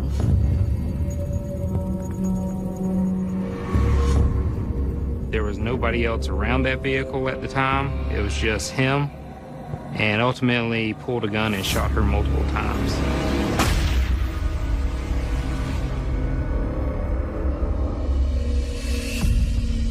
Justin is in custody, but bringing him to justice will be up to prosecutors. They know a guilty verdict isn't guaranteed. It is a circumstantial case in that the entire murder was not caught on film, but everything conclusively pointed to Cole. And when you put all the pieces together, that's when you see the big picture. In April 2024, Justin Carroll goes on trial for the murder of Denasia Holloway. It took almost 3 years to get to trial in this case, but we did finally get there. Denasia had a large group of family supporters backing her, her mother, father, family members. Everybody showing up to show support and want justice for this crime. Mom gets very, very emotional. It was very difficult for her to take the stand, but it was very important, and she knew that. She was able to lay some of that foundation. She talked about Justin's first arrest, having to call 911, the urgency of having to pack up Justin's things to get them out of the apartment, even having to change her daughter's cell phone number several different times. It was a very scary and stressful situation for the both of them. After the breakup, and despite the no-contact order, Justin continued to harass and threaten Denasia. So at that time, he could not text her, he could not call her, leaving kind of message through a friend or family. He had no contact at all. It was what the order says. But he violated it several times because he refused not to stop seeing her, texting her, harassing her. He stalked her, and he simply would not stop. Although no forensic evidence definitively places Justin at the scene, the result of a gunshot residue test is another strike against him. The interesting thing about the gunshot residue evidence in this case is that there was just one particle on him of gunshot residue. Gunshot residue begins to slough off of you as soon as you shoot or are near a shot firearm. We believe that Justin Cole Carroll went and cleaned up and changed shirts, but this was one particle that he missed, and there's no reason that he should have had any gunshot residue on him, given what he was telling police. The best evidence that we had was a video that had come from Denasia Holloway's camera.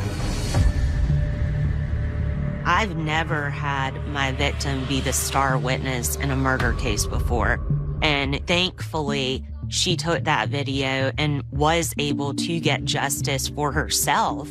I mean, that's incredible. I've never seen a piece of evidence like that.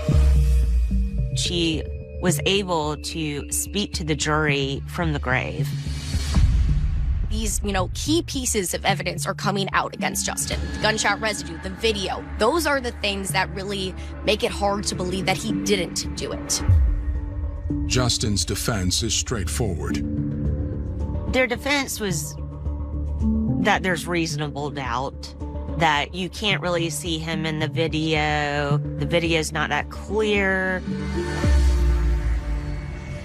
After less than 30 minutes of deliberation, the jury delivers its verdict. The verdict was guilty, and he was sentenced to 60 years. When the final verdict came out, Denaja's family was a sense of relief. Instant tears between all family members.